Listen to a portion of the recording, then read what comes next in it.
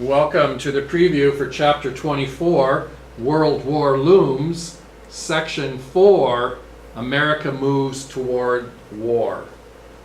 Our objectives: I can describe the U.S. response, the United States response to the outbreak of war in Europe in 1939.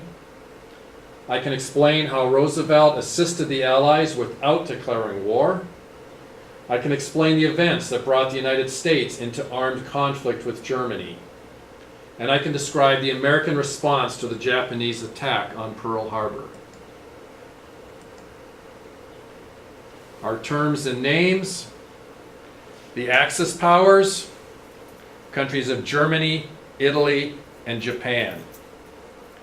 Lend-Lease Act, law that allowed lending or leasing arms to any nation whose defense was vital to the United States. The Atlantic Charter, British and American statement of goals for fighting World War II.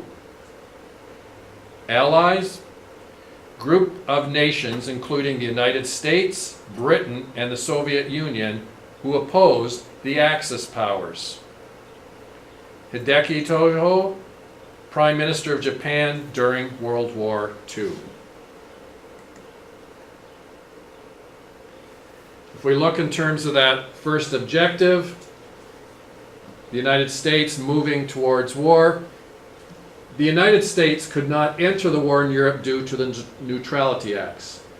Remember from earlier sections, the Neutrality Act was an act that prohibited the United States being involved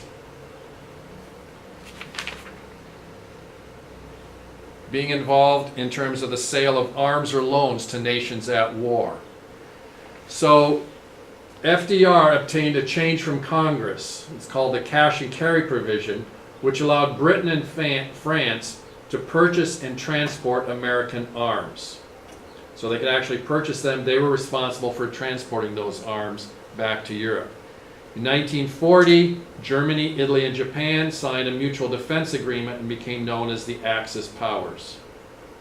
Roosevelt gave Britain all aid short of war to help them fight Hitler.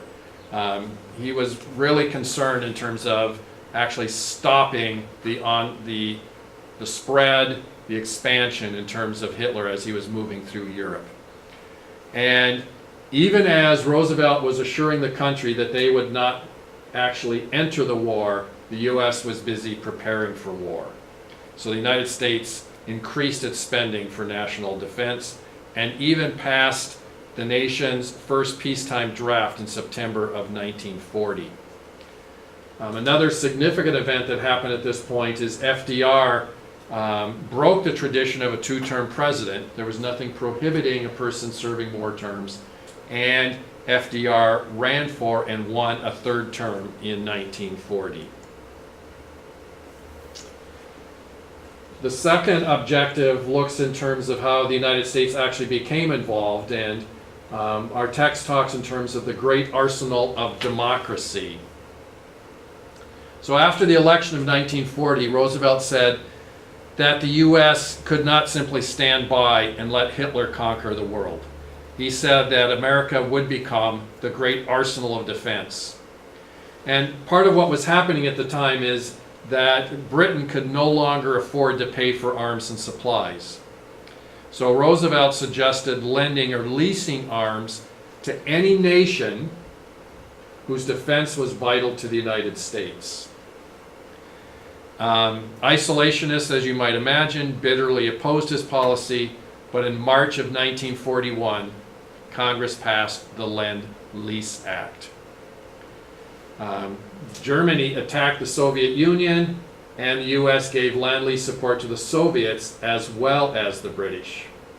And something else that was going on, and it should be pointed out that the Soviet Union was a former ally of Germany. They now turned on their own ally. And Nazi U-boats attacked and sank ships in the Atlantic, and most of those ships were transporting arms back to Europe. Roosevelt then, in June of 41, ordered the United States Navy to protect these Lend-Lease ships and to attack German U-boats, should be boats, in self-defense. And what events actually moved us closer to war? Roosevelt met secretly with British Prime Minister Winston Churchill in August of 41. They signed what's called the Atlantic Charter, which is actually an agreement stating for the goals for fighting World War II. The main goals: protecting people's rights to choose their own form of government and building a secure peace. So this challenged the notion of an individual or a dictator being able to control a people, so it really challenged the whole notion of a totalitarian government. 26 nations eventually signed a similar agreement and were known as the Allies. They were united in fighting Germany, Italy, and Japan. When a German U-boat sank a U.S. ship, merchant ship, in September of 1941, it seemed that war was inevitable.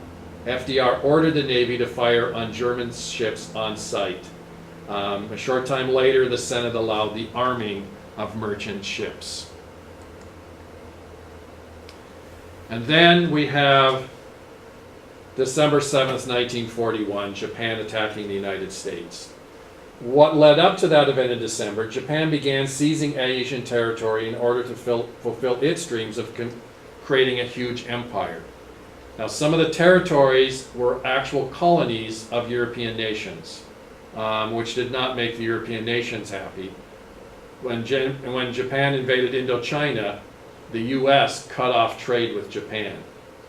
So there was lots of tension between Japan and the rest of the world. Japan and the U.S. then entered into peace talks, but even as the peace talks were being undertaken, Japan was preparing for war. Now, the U.S. broke the Japanese code, and they knew that Japan was preparing for a major military strike, but they did not know where. They actually had little idea as to where this attack was going to take place. The attack happened December 7th, 1941. The Japanese attacked Pearl Harbor, crippling the U.S. naval fleet. Over 2,400 people were killed. As a result, FDR asked Congress to declare war against Japan. Congress agreed to declare war, and once the U.S. had declared war on Japan, because of Japan's agreements with Germany and Italy then declared war on the U.S., and World War II the U.S. was engaged in World War II. And this concludes the preview for Chapter 24, World War Looms, and as a result of this, we should be able to describe the rise of dictators, the beginnings of the World War, and the American response in the 1930s.